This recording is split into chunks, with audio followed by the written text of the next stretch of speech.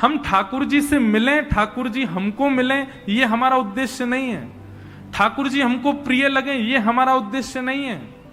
हमारा उद्देश्य केवल ये, हमारे कर्म ऐसे हों, हमारे विचार ऐसे हों, हमारे भाव ऐसे हों, हमारी बुद्धि ऐसी हो कि उन सब से हम ठाकुर जी के प्रिय बन जाएं। ठाकुर जी तो सबको प्रिय लगते हैं, पर ठाकुर जी को प्रिय कौन लगता है, ये बड़ी बात है। ठाकुर जी के प्रिय बनने का विचार करो। देखो, हर मानव किसी अन्य व्यक्ति के लिए अपना निर्माण करता है। बहुत ध्यान से सुनिएगा।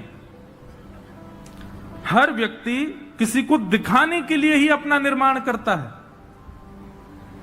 बालक माता पिता की नजरों में श्रेष्ठ बनने के लिए पढ़ाई करता है, डिग्रीज लाता है, अच्छे से एग्जाम देता है और मेहनत करता है कि मेरे माता पिता का सीना चौड़ जाए कि हां, हमारा बेटा बहुत अच्छा है। पत्नी अपने पति को रिझाने के लिए सब क्रिया करती है। संसार में हर व्यक्ति किसी एक व्यक्ति को केंद्र में लेकर के ही अपना निर्माण करता है।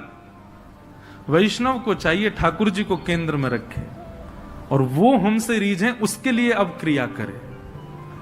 आज तक हमने सारी वो क्रिया की जिससे संसार रीझा हो, पर अब वो करना है जिससे ठाकुर जी रीझे।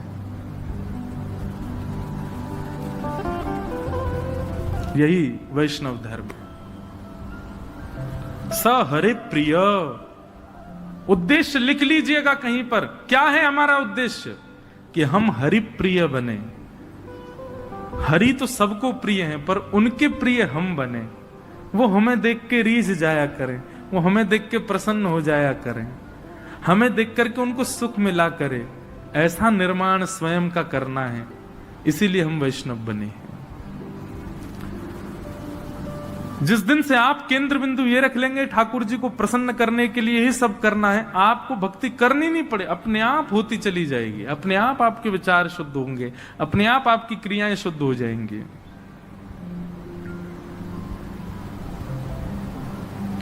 तो इस प्रकार के भाव हैं।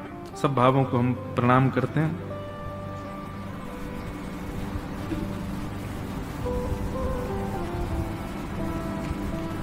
कल हमने एक बात कही थी कि हम एक श्लोक सुनाएंगे कि जगन्नाथ भगवान का दर्शन करने से सारे ग्रह जितने भी खराब हों, आज ही अपनी कुंडली दिखवाइए और उसमें पूछिए ज्योतिषी जी से कौन सा ग्रह हमारा खराब है, और उस ग्रह का हम आपको यहां पर एक निदान बता रहे हैं। उस अंग का जगन्नाथ जी का दर्शन करना नित्य। जरूरी नहीं जगन्नाथपुरी जाके ही करो, जगन्नाथ जी का चित्र सबके पास होगा, नहीं है तो गूगल से निकाल लो, कहीं से भी लाओ। उस अंग का दर्शन नित्य करना प्रारंभ, आपका वो ग्रह अपने आप ठीक हो जाएगा। और एक बात सुनो, अकेले एक ग्रह को क्यों ठीक करो, सर्वांगीण अंग का दर्शन करो, सारे ग्रह अपने आप सम हो जाएंगे हमारे श्री जगन्नाथ जी का दर्शन करके। तो वर्णन करते हैं, बहुत ध्यान से सुनिए कि भास्करो दक्षिण नेत्रम वाम नेत्र विदुपनम मंगल नासिका क्षेत्रम वधूअधर एवच बृहस्पति तिलकम च स्वर्ण रत्न मंदितम शुक्र चतुशरः प्रोक्त शनि सर्वज्ञ विस्तरम साहु किरीट रूपम च मकराकृतरेव च केतुश्च भुजगांकारम कुंडली नागरूपकः एवं नव समाहार ग्रह साक्षात जगन्नाथम। श्री जगन्नाथ जी के रूप में सारे ग्रह। अब ध्यान से सुनना। सूर्य, ये सूर्य जो है ये जगन्नाथ भगवान का वाम नेत्र, ये सूर्य है। चंद्र जो है, सूर्य जो है ये दाहिना नेत्र है और चंद्रमा जो है ये वाम नेत्र है। तो जब आप दाहिना नेत्र दर्शन करते हैं श्री जगन्नाथ जी का, आपका सूर्य ग्रह सम हो जाता है, और वाम नेत्र का दर्शन करते हैं तो चंद्र ग्रह सम हो जाता है। फिर मंगल ग्रह कौन सा है? बोले नासिका। श्री जगन्नाथ जी की जो नासिका है वो मंगल ग्रह का द्योतक है। बुध भगवान का जो मुंह है, मतलब मुखमंडल, वो बुध का स्वरूप है श्री जगन्नाथ जी का। बृहस्पति यानी कि गुरु, वो महाप्रभु श्री जगन्नाथ जी का जो स्वर्ण तिलक है जिसमें हीरा मंडित होता है, वो भगवान का यहां स्वर्ण तिलक धारण करते हैं, उसमें बृहस्पति का निवास है, उससे बृहस्पति ग्रह शुद्ध हो जाता है। शुक्र, मुखार विंद को देखने पर 4 कोने जो जगन्नाथ जी के दिखाई देते हैं, ऐसे जगन्नाथ जी का रूप कैसा है, ऐसे पूरा मुख है, तो ये जो 4 कोने हैं श्री जगन्नाथ जी के, उनका दर्शन कर। बीच बीच में भैया वो बड़ी वाली एलईडी में जगन्नाथ जी दिखा देना हो तो, नहीं तो हमारे ये बैठे लो सब रे ग्रह बैठ के कथा सुनने हैं श्री जगन्नाथ। अब ये जो है, ये 4 अंग जो हैं, ये चारों शुक्र के स्वरूप हैं। देखो आप विराजो, ये हमको वहीं के सेवायत ने प्रदान किए श्री जगन्नाथ जी। बोले इसके भाव से नित्य श्री जगन्नाथ जी आपकी कथा में रहेंगे, तो बहुत सुख मिलता है। श्री जगन्नाथ महाप्रभु कथा श्रवण करते हैं तो शुक्र यानी कि मुखमंडल के जो 4 कोने हैं, उनका दर्शन करने से शुक्र ग्रह शुद्ध होता है। फिर मुखमंडल पर जो कालीमा है, जो कृष्ण वर्ण है श्री जगन्नाथ जी का, उस कृष्ण वर्ण का दर्शन करने से शनि की दशा खत्म हो जाती है। किसी को शनि, अच्छा एक बात कहें, शनि की दशा 7.5 आदि ये बुरी नहीं होती है। शनि की 7.5 किसी की चल रही हो और उसका कर्म बुरा हो तो शनि बुरे होते हैं। यदि शनि की 7.5 आ जाए और व्यक्ति का कर्म शुद्ध हो तो शनि 7.5 बहुत ऊंचाई पर भी पहुंचा देती है। तो शनि किसी के यदि थोड़े गड़बड़ा रहे हों तो श्री जगन्नाथ जी के मुखमंडल पर कृष्ण वर्ण यानी कि काली, जो काला स्वरूप है जगन्नाथ जी का, उसका दर्शन करो। राहु, मुखार बिंद पर स्वर्ण आकार की जो रेखाएं हैं, वो राहु का दर्शन, राहु को सम करती हैं। और केतु, मुखार बिंद के नीचे का स्वरूप भाग जो है, वो यहां पर केतु को शुद्ध करता है। इस प्रकार श्री जगन्नाथ जी का जो सर्वांगीण विग्रह है, उसका नित्य दर्शन करने से आपके सारे जितने भी ग्रह हैं वो सब सम हो जाते हैं, अनुकूल हो जाते हैं। अच्छा, अनुकूल का मतलब ये नहीं है कि आपको करोड़ों का प्रॉफिट रोज होगा। अनुकूल का मतलब यह है कि भक्ति में मन लगेगा, कथा सुनने में मन लगेगा, वृंदावन जाने का मन करेगा, संतों की सेवा का मन करेगा, ब्राह्मण सेवा का मन करेगा, ठाकुर जी की सेवा का मन करेगा, सबसे अच्छा बोलने का मन करेगा, सबका भला करने का मन करेगा। इसको समझिए शुभ। ये शुभ का मतलब ये नहीं होता घर बन गए, प्रॉपर्टी मिल गई, बहुत सारा धन आ गया, ये शुभ नहीं होता है। ये संसार के कर्मों से मिलने वाली, संसार में फंसने वाली रीति है। ये लोग बताओ कितने आज लोग उसको शुभ मानते हैं जो बहुत संपत्तिवान हो। संपत्तिवान शुभ नहीं होता है, भक्तिवान व्यक्ति शुभ होता है। श्री जगन्नाथ जी का नित्य दर्शन करने से आपके समस्त ग्रह आपको वैष्णव बनाएंगे, इसलिए जगन्नाथ जी का नित्य दर्शन करना है। तो ऐसे महाप्रभु जी को हमने कल कहा था, इसलिए हमने आज उस भाव को रखा।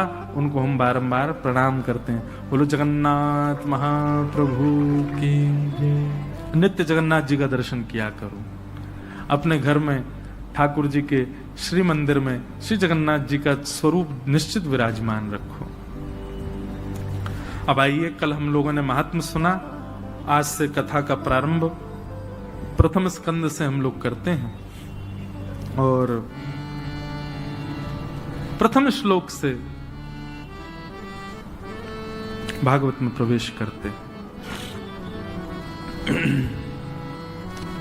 श्रीमद् भागवत का प्रथम श्लोक सब लोग अपने चित्त में ठाकुर जी का स्मरण करते हुए इसको श्रवण कीजिए। और आइए इस कथा भागीरथी में हम प्रवेश करते हैं। बंधुओं, अभी तक कथा प्रारंभ नहीं हुई है। कल तो महात्म्य था और अभी तक भी सब भूमिका थी। कथा अब प्रारंभ हो रही है, इसलिए अब ठाकुर जी का स्मरण करो और आइए प्रवेश करते हैं भागवत की भागीरथी में। बोलो वृंदावन बिहारी लाल की जय। जन्माद्यस्य यतोऽन्वयादितरतः चार्थेष्वभिज्ञस्वराट् तेने ब्रह्म हृदय आदि कवये मुह्यन्ति यत्सूरयः तेजो वारिमृदां यथा विनिमयो यत्र त्रिशर्गो मृषा धाम्ना स्वेन सदा निरस्तकुहकम् सत्यं परम धीमहि। सत्यम परम धीमहि, बहुत सुंदर सूत्र कि ध्यान करने योग्य कौन है, ध्यानी योग्य कौन है। धीमहि का मतलब हम ध्यान करते हैं। ध्यान करने योग्य कौन है? बोले जो भी परम सत्य है वो ध्यान करने योग्य है। ध्यान किसका करना चाहिए बंधुओं? नित्य ठाकुर जी का ध्यान, सब कहेंगे उनका ध्यान करना चाहिए। केवल उससे काम नहीं चलेगा, उस वैष्णव का ध्यान करो जिसकी वजह से आप भक्ति मार्ग में आए हो। उस गुरु का ध्यान करो जिनकी कृपा से आप भजन के मार्ग पर आगे चल रहे हो। उस तीर्थ का, उस भूमि का, उस धाम का ध्यान करो जिसने आपको ठाकुर जी के योग्य बनाया है। उस चर्चा का ध्यान करो जिस चर्चा से आप भगवत सामीप्य को प्राप्त हो गए। और एक और बात, उस घटना का भी, क्योंकि बंधु बिना घटना के भी कोई वैष्णव नहीं बनता। एक ना एक घटना तो सबके जीवन में होती। उस घटना का भी ध्यान करो जिस घटना ने आपको ठाकुर जी के सन्मुख पहुंचाया हो। उस रूप का ध्यान करो जिस रूप से ठाकुर जी का साक्षात्कार हुआ हो। हर उस भाव का ध्यान रखो जिससे भगवत सामीप्य का आपको अनुभव हुआ हो। नित्य उनका ध्यान किया करो। भागवत की कथा में बहुत सारे भक्तों के चरित्र आते हैं। ध्रुव जी का चरित्र आएगा, प्रहलाद जी का आएगा, भीष्म पितामह का आएगा, कुंती का आएगा, पांडवों का आएगा, अजामिल का आएगा, वृत्रासुर का आएगा। कितने सारे भक्तों के चरित्र आते हैं। और केवल भागवत के विलग भी हम कई भक्तों के चरित्र सुनाते हैं। जिन भक्तों के चरित्र सुनकर के रोएं फड़फड़ाने लगे हों, नेत्र सजल हो गए हों, उन भक्तों का स्मरण किया करो नित्य। और एक बात आपको बता दें, सबसे पहला ध्यान ठाकुर जी का नहीं, सबसे पहला ध्यान किसी वैष्णव का, उसके बाद गुरु का, उसके बाद तीर्थ का, उसके बाद धाम का, उसके बाद ठाकुर जी की लीला का, और अंत में ठाकुर जी का। ध्यान की विधा ऐसी, इस प्रकार ठाकुर जी का ध्यान। क्योंकि आपने सबसे पहले ठाकुर जी का ध्यान किया तो आपके विचार इतने शुद्ध नहीं है कि ठाकुर जी टिक पाए। ठाकुर जी को टिकाने के लिए सबसे पहले परकोटा बनाओ, पहले पिंजरा बनाओ जिसमें ठाकुर जी को कैद कर सको। उसके लिए वैष्णवों का ध्यान, गुरुजनों का ध्यान, धाम का ध्यान, तीर्थ का ध्यान, सुंदर लीला का ध्यान। और एक लीला का ध्यान तो निश्चित किया कीजिए। हम कथा में लीला सुनाते हैं ठाकुर जी की, उस लीला को सुन करके अपने चित्त में विराजमान कर लो। और जब कभी भी बैठो नेत्र बंद करके उस लीला का चिंतन करो। लीला के चिंतन से क्या होता है, आपका मन एकाग्र रहता है, वो भटकता नहीं है। जैसे कि हमारे वृंदावन की एक सुंदर छोटी सी लीला सुनाऊं। कुंज में ठाकुर जी किशोरी जी के साथ में क्रीड़ा कर रहे हैं। और क्रीड़ा में क्या कर रहे हैं? बोले छुपन छुपाई खेल रहे हैं, दुबका दाई खेल रहे हैं। किशोरी जी दुबक जाती हैं, फिर ठाकुर जी उनको ढूंढते हैं। लेकिन जैसे ही ठाकुर जी ढूंढने के लिए गिनती करते हैं, 1 2 3 4 5, किशोरी जी अब दौड़ रही हैं। सखियां सब आ जाती हैं ठाकुर जी के पास। ठाकुर जी से आके कहती हैं, सुनो। बोले हाँ। आपको किशोरी जी दिख जाएं कि वहां छुपी हुई हैं, फिर भी अनदेखा कर देना। क्यों? आपको हारना है। ठाकुर जी बोले हम हारवे थोड़ी आए हैं। सब सखियां बोली नहीं हारवे आए तो फिर देख लियो, कल तक किशोरी जी के संग में लीला नहीं करन देंगे हम। सखीन की कृपा से ठाकुर जी किशोरी जी के संग लीला करते हैं। हमारे वृंदावन की निकुंज लीला में आता है, बहुत ध्यान से सुनिए, बहुत सावधानी से सुनिए सब लोग, कि ठाकुर जी पहले ललिता विशाखा के चरण पकड़ते हैं, उनसे आज्ञा लेते हैं। जब वो अनुग्रह करती हैं तब ठाकुर जी लीला में प्रवेश करते हैं किशोरी जी के साथ। किशोरी जी की कितनी भी इच्छा हो कि ठाकुर जी लीला में आ जाए, नहीं, जब तक ललिता विशाखा नहीं कहेंगी तब तक ठाकुर जी नहीं आ सकते। तो ठाकुर जी पहले मनोहार करते हैं ललिता जी को, अरे ललिता तू तो बड़ी प्यारी है, देख तेरे काजे आज मैं बीड़ा लाया हूं, पान को बीड़ा ले पाले। सखियों को मनाते हैं, जैसे नेताजी से मिलना हो तो पहले उनके पीए को मनाओ, उनके संग जो रहते हैं उसको मनाओ। ऐसे ही किशोरी जी से मिलने के लिए ठाकुर जी पहले सखियों की मनोहार करते हैं, उनके चरणों को खूब दबाते हैं ठाकुर जी, उनके लिए सेवक तक बन जाते हैं। बोले कि हमको किशोरी जी की सेवा में जान दो। सेवा में गए, ठाकुर जी दुबका धाई खेलने लगे। सखियां सब आई, आकर के बोली सुनो आप बड़े चतुर हो, आपको 2 मिनट में किशोरी जी दिख जाएंगी, मिल जाएंगी, कहां हैं? और किशोरी जी के श्री अंग से कस्तूरी चंदन की सुगंधी आती, आप सुगंधी सूंघ सूंघ के पहुंच जाओगे उनके पास। लेकिन आपको ऐसा करना नहीं है, तुमको हारना है आज खेल में। किशोरी जी सामने आके खड़ी रह जाएं तो भी यही करियो, अरे किशोरी जी तुम कहां, मुझको तो दिख ही नहीं रही हो, तुम्हारी हार होनी चाहिए। ठाकुर जी बोले नहीं मैं ना हार हूं, मैं नंद बाबा को छोड़ा हूं, हारे हुए थोड़ी आया हूं। ललिता विशाखा बोली देख ले, हारे को नहीं तो फिर देख लियो, कल ते तेरो प्रवेश बंद है निकुंज में। अरे नहीं नहीं नहीं मैं तो हार जाऊंगा, अब ही हार स्वीकार कर रहा हूं। हे श्यामाजू मैं तो हार गए हो, वो तो मिले ही नहीं रही आप। ठाकुर जी हार गए। किशोरी जी बोली अच्छा अच्छा, किशोरी जी की आती सखियां सब चली जाती हैं। किशोरी जी को लगता है वास्तव में ठाकुर जी हार गए। अरे श्याम सुंदर मैं तो सामने ही खड़ी, आपको दिखी नहीं। नहीं श्यामाजू मैं कहां करूं, मैंने तो बहुत ढूंढो, आप मुझको मिली ही नहीं। अच्छा चलो अब आप दुबक जाओ, मैं आपको ढूंढूंगी। ठीक है, अब किशोरी जी गिनती करें 1 2 3 4। ठाकुर जी भाग रहे हैं ऊपर कदम के ऊपर। ललिता विशाखा बोली नीचे आओ। ऊपर क्यों गए? अरे तो दुबकूंगा ना मैं। बोले ऐसे दुबको कि श्यामाजू को तुम यूं मिल जाओ, श्यामाजू तुमको यूं ही ढूंढ ले, ऐसे दुबको।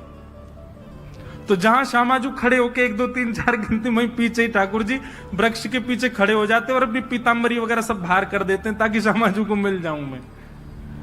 किशोरी जी की गिनती पूरी हुई, पीछे मुड़ के देखो तो वृक्ष के ऐसे ढूंढा तो एक वृक्ष के बगल से ठाकुर जी की पीतांबरी दिख रही है। ठाकुर जी रो रहे हैं, कहा करूं मैं तो दुबक सकूं, लेकिन ललिता विशाखा दुबकन ही ना दे मुझे। और किशोरी जी आमे और आकर के ठाकुर जी को पकड़ ले। अरे देखो मैंने पकड़ लियो। अरे श्यामाजू आप तो बड़ी अद्भुत है, आपसे कौन जीत सके। ऐसे हमारे श्याम सुंदर। अब ये लीला है। अब इस लीला का आप चिंतन जब करोगे ना, हम दावे से कह सकते हैं कोई विकार मन में आ ही नहीं सकता। और इसका चिंतन करने के बाद आप फिर गुरु मंत्र करो, इसका चिंतन करते हुए फिर आप नाम जप करो, इसका चिंतन करते हुए फिर आप भगवत श्लोकों का स्मरण करो, जो भी आपका गुरु प्रणाली का मंत्र है आदि आदि जो भी है। ऐसा चिंतन करके जब आप सेवा में बैठेंगे, आपका ध्यान भंग नहीं हो सकता, आपके ध्यान में कोई विकार आ ही नहीं सकता। इसलिए लीला का ध्यान, सबसे पहला किसी वैष्णव का ध्यान, गुरुजनों का ध्यान, संतों का ध्यान, धाम का ध्यान, फिर लीला का ध्यान, और इन सब का ध्यान करने के बाद अंत में श्याम सुंदर का ध्यान। श्याम सुंदर से पहले किशोरी जी का ध्यान। आपका ध्यान इतना प्रबल हो जाएगा महाराज, आज आप नेत्र बंद करेंगे ना, हम विश्वास करके कहते हैं 1 मिनट के अंदर कोई विकार दिखेगा आपको, अपने नेत्रों के अंदर ही कोई दूषितता दिखने लग जाएगी। पर लीला गुरुजन और इस प्रकार की जो प्रणाली हमने 6 लोगों की बताई, इस प्रकार से जब आप ध्यान करोगे 2 घंटे तक नेत्र बंद करके बैठे रहना, कोई विकार नहीं आ सकता, क्योंकि आपने एक सिक्योरिटी बना ली। अब वैष्णव, गुरुजन, लीला, धाम, ये सब आप बाहर परकोटा बना करके खड़े हैं, उसके भीतर श्याम सुंदर का ध्यान करोगे तो फिर आपके नेत्रों से ठाकुर जी की छवि ओझल नहीं हो सकती।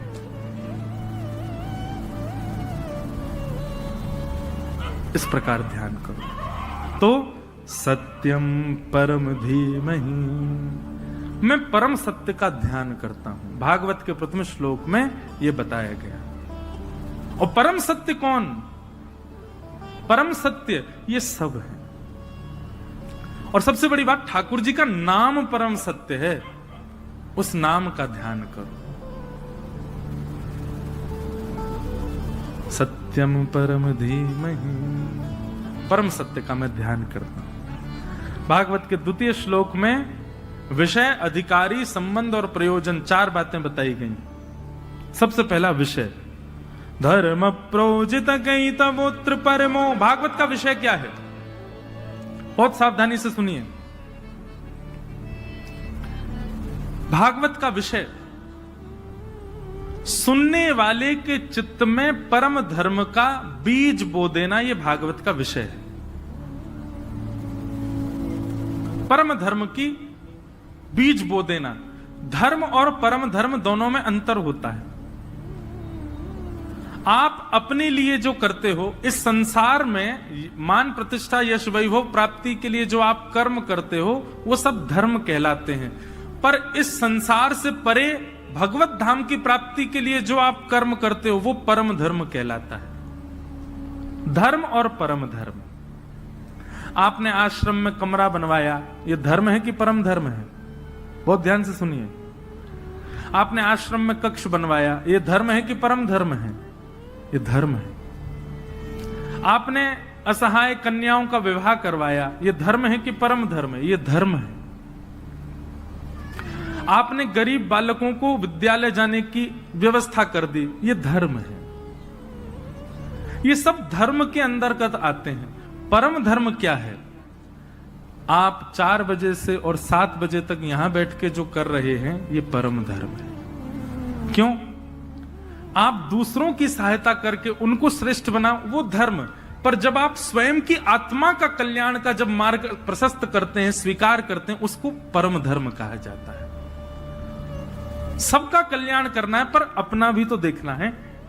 हवाई जहाज में बैठो तो एयर होस्टेस सबसे पहला अनाउंसमेंट करती है कि आकाश में जब विमान पहुंचे, ऑक्सीजन कम हो जाने पर मास्क नीचे आएंगे। सबसे पहले अपना मास्क पहने, फिर दूसरे को पहना है।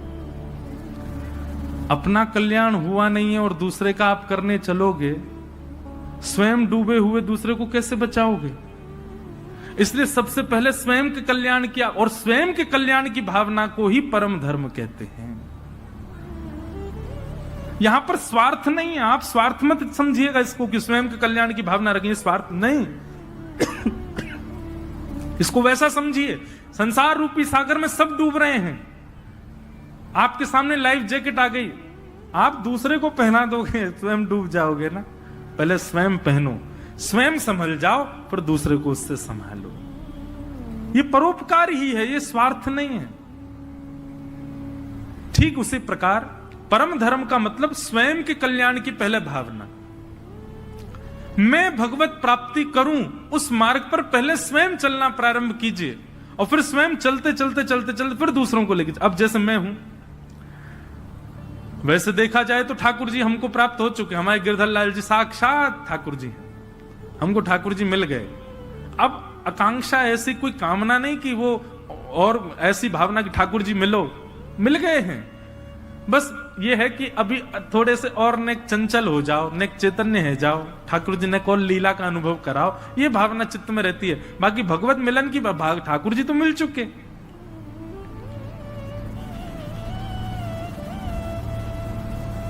तो मैं भक्ति का पथिक हूं, डेस्टिनेशन पे मैं भी नहीं पहुंचाऊं, गंतव्य पर मैं भी नहीं पहुंचाऊं, लेकिन मैं आप सबको भी तो लेके चलूं, ऐसी भावना चित्त में रखूं। तो अपना कल्याण पहले स्वयं पढ़ के आता हूं, फिर आपको सुनाता हूं। अपना कल्याण पहले, फिर दूसरे को बताओ। अभी क्या होता है कि अपना कल्याण तो हुआ नहीं, अपन लोग तो उस मार्ग पर चले नहीं, दूसरे को आज्ञा दे रहे हैं, दूसरे को कह रहे हैं कि आप ऐसा करो, उससे कल्याण नहीं होगा। तो श्रीमद् भागवत का विषय क्या है? परम धर्म के प्रति इच्छा प्रकट होना, अपने कल्याण की भावना चित्त में आना। और अपने कल्याण की भावना का मतलब यह नहीं कि मुझको खाना मिले, मुझको रोटी मिले, मुझको घर मिले, मुझको वैभव मिले, मुझको संपत्ति मिले। अपने कल्याण की भावना का मतलब है मुझे ज्ञान मिले, मुझे वैराग्य मिले, मुझे भक्ति मिले, मुझे ठाकुर जी का प्रेम मिले। ये कल्याण की भावना, ये भावना चित्त में उत्पन्न होना, इसी को परम धर्म कहते हैं। यही भागवत का विषय है। धर्म प्रौजित कई तवोत्र परमो। दूसरी भागवत का अधिकारी कौन है? सबसे बड़ी और सबसे विशेष बात, बहुत ध्यान से सुनना। भागवत का अधिकार किसको है? निर्मत्सराणाम सता। मात्सर्य दोष से रहित व्यक्ति। मात्सर्य दोष किसको कहते हैं? बहुत सावधानी से सुनो। मात्सर्य दोष का मतलब होता है दूसरे के प्रति ईर्ष्या की भावना, किसी के प्रति ऐसी भावना रखना कि उसकी उज्जवलता, उसकी श्रेष्ठता, उसकी प्रबलता से आप परेशान हो जाओ। जो दूसरे से ईर्ष्या रखता है, ऐसे व्यक्ति को ना तो कथा सुनने का अधिकार है और ना कथा कहने का अधिकार है। मैं तो कथा में कहता हूं कि संसार में सबको किसी ना किसी से ईर्ष्या होती है। 7 दिन के पश्चात जैसे ही यहां कथा विराम हो, आपको सबसे पहला काम क्या करना है? पंडाल से निकलते ही उस व्यक्ति के घर जाओ जिससे आपको ईर्ष्या होती है, और उसको जाके देखो। अब भी वो आपको नकचढ़ा लग रहा है, अब भी आपको वो दुष्ट लग रहा है, अब भी उसके प्रति वही भावना है जो पहले थी, तो समझो अभी और कथा सुननी है मुझे। लेकिन जैसे ही आप कथा पंडाल से गए और उस व्यक्ति के पास गए, बोले पहले तो ये नकचढ़ा लगता था, लेकिन ऐसा नहीं है, ऐसा है तो अच्छा, देखो इसके नेत्र भी हैं तो सुंदर।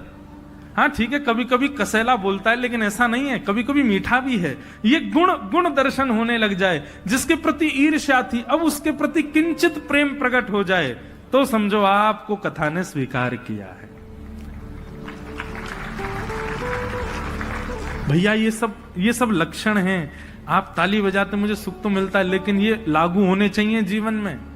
नहीं तो इतना खर्चा करने का क्या फायदा, मेरा इतनी दूर से आने का क्या फायदा, आपका यहां 4 घंटे बैठने का क्या फायदा। ये सब घटना चाहिए जीवन में। निर्मत्सराणाम सता। मात्सर्य दोष से रहित हो जाओ, मात्सर्य दोष नष्ट हो। वैद्यम वास्तवमत्र वस्तु शिवदम। तीसरी बात, विषय, अधिकारी, और तीसरी बात है संबंध।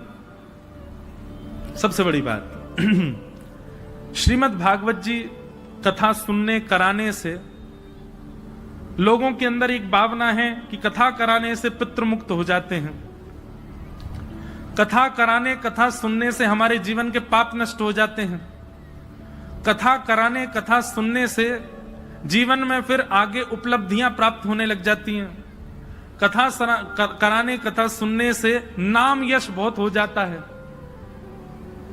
आदि आदि सब आपके अंदर भावनाएं आ रही हैं। पर हमारी एक बात सुनिएगा, श्रीमद् भागवत चतुर्विध पुरुषार्थ प्रदान नहीं करती है। धर्म, अर्थ, काम, मोक्ष, चतुर्विध पुरुषार्थ आपको यहां नहीं मिलेगा। श्रीमद् भागवती वार्ता मुक्तिदानेन गर्जती। मुक्तिदान की गर्जना करती है भागवत की वार्ता। भागवत की कथा सुनने से पितृ मुक्त हो जाते हैं। सब बात श्रेष्ठ हैं।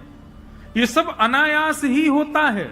जिस प्रकार सूर्य के प्रकट होने पर प्रकाश अपने आप होता है, ऐसे ही भागवत जी के विराजमान होने से ये काम जो आप सोच करके जिन उद्देश्य से कथा में बैठे हो, ये काम उद्देश्य सोचने के नहीं है, ये अपने आप होते हैं।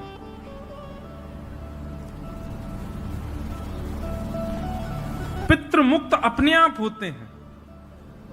उस विचार को केंद्र में रख करके करने की आवश्यकता नहीं है, वो हो ही जाएंगे अपने आप। जीवन की सारी विषमता समता बन जाए, ये अपने आप होता है।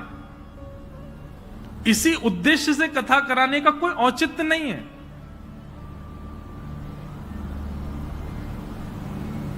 जलेबी खाएंगे तो मुख में मिठास तो होगी, वो उसका स्वभाव है। ऐसे भागवत होने का ये स्वभाव है कि पितृ मुक्त हो जाते हैं। भागवत कराने का ये वहां का वातावरण ही ऐसा हो जाता है कि सब मुक्त हो जाते हैं, सब शुद्ध हो जाते हैं, सब पवित्र हो जाते हैं। तो आपने एक्स्ट्रा तो कुछ मांगा ही नहीं, जो अनायास ही होता है वही आप दोबारा मांग रहे हो। तो इसलिए इसके लिए कथा नहीं करानी है। कथा कराने के पीछे केवल एक उद्देश्य होना चाहिए, कृष्ण प्राप्ति करम सस्वत साधनम तद वदाधुना। कथा कराने के पीछे एक ही उद्देश्य होना चाहिए, क्या? कि ये प्राण जब निकलें, हमें नहीं पता कब निकलेंगे, पर ये प्राण जब निकलें उससे एक क्षण पहले ही सही, मृत्यु के बाद मुझे भगवत दर्शन नहीं करना है, मृत्यु के बाद मुझे ठाकुर जी का साक्षात्कार नहीं करना है। मैं कथा इसलिए सुन रहा हूं, मैं भक्ति मार्ग इसलिए अपना रहा हूं, मुझे जीवित अवस्था में ठाकुर जी को देखना है। जिस प्रकार भक्तिमती मीराबाई ने दर्शन किया, जिस प्रकार गोस्वामी तुलसीदास जी ने दर्शन किया, जिस प्रकार इन वैष्णवों ने दर्शन किया, वैसे ही मुझे भी अपनी जीवित अवस्था में दर्शन करना है। इस उद्देश्य से भागवत की कथा सुनो, इस उद्देश्य से भागवत की कथा में आओ।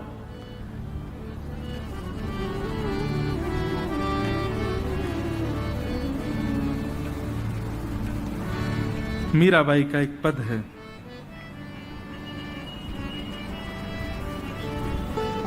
मीराबाई के बहुत सारे पद हैं, पर मुझे कभी कभी मन होता है कि वो विशेष पद एक गाऊं। हाँ हाँ,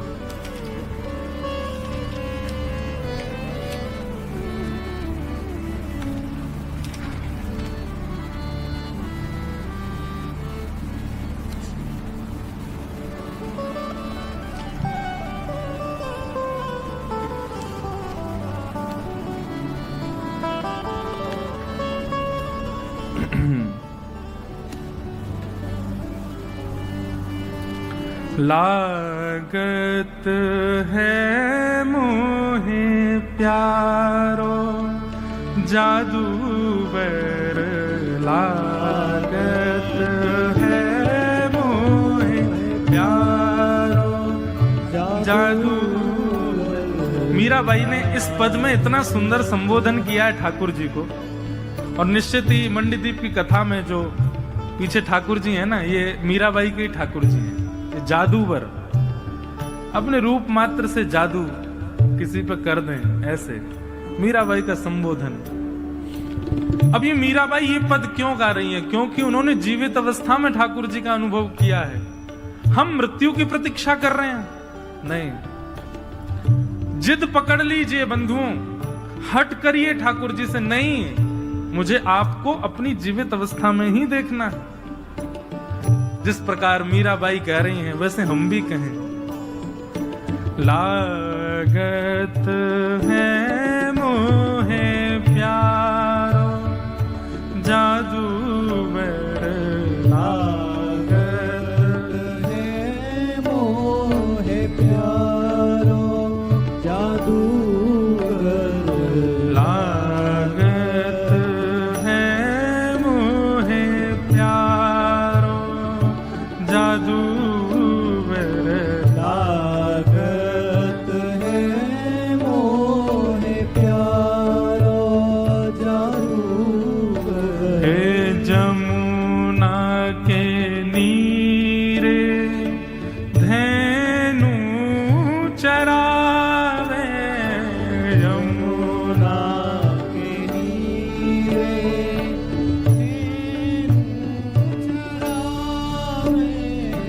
यमुना के नीरे हरि धेनु चरावे, यमुना के नीरे हरि धेनु चरावे।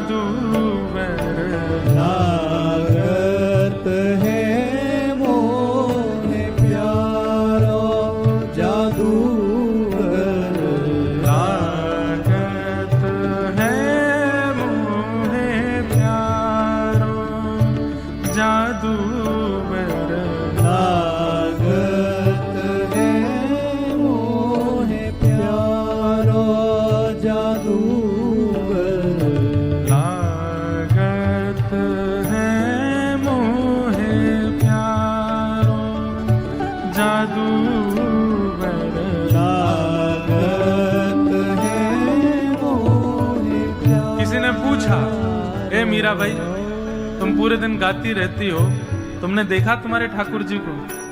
मीरा बाई कहती, हाँ देखा है। कैसे हैं तुम्हारे ठाकुर जी? मीरा बाई वर्णन करती हैं, सुंदर वदन कमल दल लोचन, सुंदर वदन कमल लोचन सुंदर वदन कमल दल लोचन, सुंदर बदन कमल लोचन हे पीतांबर पटवारो जादूगर पीतांबर पटवारो जादूगर। मीराबाई के चरित्र में एक भाव आता है बड़ा सुंदर कि जब मीराबाई का ब्याह हो गया तो ब्याह होने के बाद जब मीराबाई मेड़ता चली गई,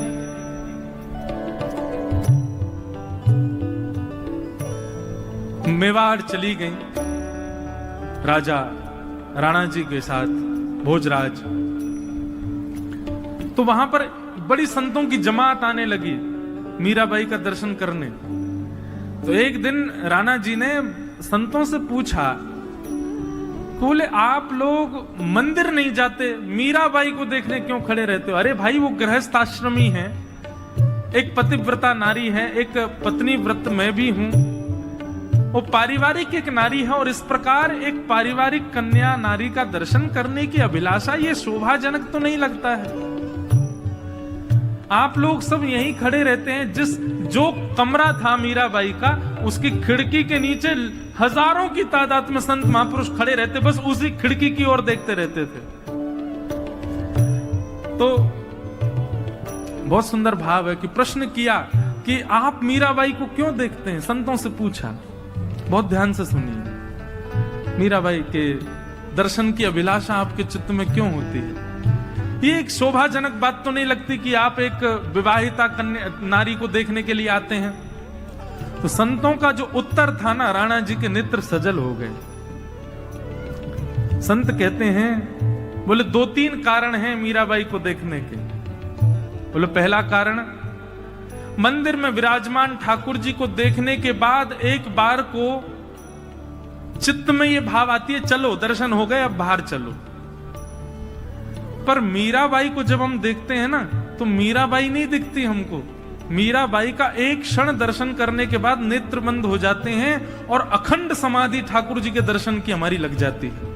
मीराबाई के दर्शन मात्र से हमारे नेत्र बंद होकर अखंडता ठाकुर जी के दर्शन की प्राप्त हो जाती है। कहां हम नेत्र खोल के मंदिर में दर्शन करते हैं, चंद मिनट बाद लगता है अब चलो दर्शन हो गए, पर मीराबाई के दर्शन के बाद वो अखंडता आ जाती है। ठाकुर जी के दर्शन में ऐसी रुचि बढ़ती है कि फिर कोई और इच्छा ही नहीं होती। दूसरे संत ने कहा, बोले सामान्य नारियों को देखने के बाद में सांसारिक इच्छा प्रकट हो सकती है, पर हम आपको सत्य बताते हैं, कभी हमारी दृष्टि से देखो, मीराबाई को देखने के बाद तो हृदय का सबसे बड़ा रोग जो काम है ना, वो भी नष्ट हो जाता है। उनका सौंदर्य, वो सुंदर हैं, उनके नेत्र भी सुंदर हैं, उनका रूप भी अति अद्भुत है, पर मीराबाई के सौंदर्य को देखने के उपरांत कोई सांसारिक कामना नहीं, बल्कि किसी के चित्त में यदि सांसारिक कामना होगी भी ना, तो मीराबाई को देख के वो कामना नष्ट हो जाती है। ऐसा मीराबाई का स्वरूप है। अरे हम संत महापुरुष तो उनको देख करके अपने विकारों को नष्ट करते हैं, ठाकुर जी की अखंडता का अनुभव करते हैं। बंधुओं, एक और ये बात है कि वैष्णव का स्वरूप कैसा हो जाता है, उसको देखने के बाद में फिर सांसारिक कोई इच्छा सामने वाले के चित्त में नहीं रहती। जिसको देख करके ठाकुर जी प्रिय लगने लग जाए, समझ जाना ये वैष्णव है। जिसको देख करके वृंदावन की याद आ जाए, जिसको देख करके ठाकुर जी की याद आ जाए, समझ जाना ये वैष्णव है। लेकिन स्वयं को वैष्णव बताता है और उसको देखने के बाद भी कोई मन में विकार नष्ट ना हुए हो, तो समझना इसकी अभी भजन में कमी है, इसलिए हमारे विकार नष्ट नहीं हो रहे। मीराबाई का ऐसा स्वरूप था। मोर मुकुट मकराकृत कुंडल, मोर मुकुट मकराकृत कर में मुरली धारो जादू में मुरली धारो जादूगर, कर में मुरली धारो जादू कर में मुरली धारो जादूगर, लागत है मोहे प्यारो जादूगर, लागत है मोहे प्यारो जादूगर, लागत है मोहे प्यारो जादूगर। लागत है मोहे प्यारो। किसी ने मीराबाई से कहा, बोले आप तो वर्णन करती हो कि वो वंशी बजाते हैं, आप तो वर्णन करती हो कि वो ऐसा मुकुट पहनते हैं, इतने कोमल स्वरूप वाले हैं, लेकिन हमने तो सुना है वो शंख चक्र गदा पद्म भी धारण करते हैं। ये वंशी धारण करने वाले के हाथ में शंख चक्र क्या शोभा देते हैं, ये गदा क्या शोभा देती है? तो मीराबाई कहती हैं, ठाकुर जी अपने हाथ में गदा और चक्र धारण क्यों करते हैं? शंख चक्र गदा पद्म विराजे, शंख चक्र गदा पद्म क्यों? संतन को रखवारो जादूगर, संतन को रखवारो जादूगर, संतन को रखवारो जादूगर, संतन को रखवारो, संतों की रक्षा के लिए शंख चक्र धारण किए। लागत है मोहे प्यारो जादूगर, लागत है मोहे प्यारो। एक सुंदर भाव। ठाकुर जी शंख चक्र गदा पद्म क्यों धारण करते हैं, उसके पीछे एक कारण और है। शंख चक्र और फिर दूसरे दो भुजाओं में गदा और पद्म, ये ठाकुर जी चार आयुध धारण करके क्यों रखते हैं? भाई, कोई विशेष व्यक्ति जब आता है ना, कोई विशिष्ट व्यक्ति जब चलता है, तो उसकी रक्षा सुरक्षा के लिए आगे पीछे कुछ पहरेदार चलते हैं, और पहरेदार और रक्षा कर्मी सुरक्षा कर्मी पूरा नाका बना करके चलते हैं कि कोई इनका स्पर्श ना कर ले। हमारे संत जन वर्णन करते हैं, बोले ठाकुर जी के वक्ष में श्री जी विराजमान है, ठाकुर जी के वक्ष में किशोरी जी विराजमान है, और किशोरी जी विराजमान है तो किशोरी जी की रक्षा के लिए मानो जिस प्रकार कोई प्रधानमंत्री राष्ट्रपति के साथ में सिक्योरिटी चलती है, ऐसी किशोरी जी के लिए 4 हाथों में ठाकुर जी मानो पूरे आयुध लेकर के किशोरी जी की रक्षा करते हुए चलते हैं। जब कभी 2 भुज ठाकुर जी का दर्शन करो तो समझना नंद नंदन कृष्ण हैं, और जब चतुर्भुज ठाकुर जी का दर्शन करो तो समझना कि राधावर कृष्ण हैं, किशोरी जी की रक्षा के लिए खड़े हैं। ये राधावर कृष्ण हैं। मैं तो द्वारिका जाता हूं, द्वारिका में तो रुक्मणी रमण भगवान है, लेकिन वहां के पुजारियों से मेरी नोक झोंक हो जाती, मैंने रुक्मणी रमण नहीं है, ये तो राधा रमण ही है। बोले कैसे, 4 भुजा वाले हैं, ये राधा रमण कैसे? मैंने कि ये 4 भुजाओं में आयुध इन्होंने बीच में विराजमान श्री जी की रक्षा के लिए धारण कर रखे हैं। Z plus security Thakur ji ने धारण करी है, श्री जी हैं चित्त में, उनके लिए 4 भुजा धारण करके खड़े। बोलो चतुर्भुज भगवान की जय। हे मीरा के प्रभु गिरधर नागर, मीरा के प्रभु गिरधर नागर, मीरा के प्रभु गिरधर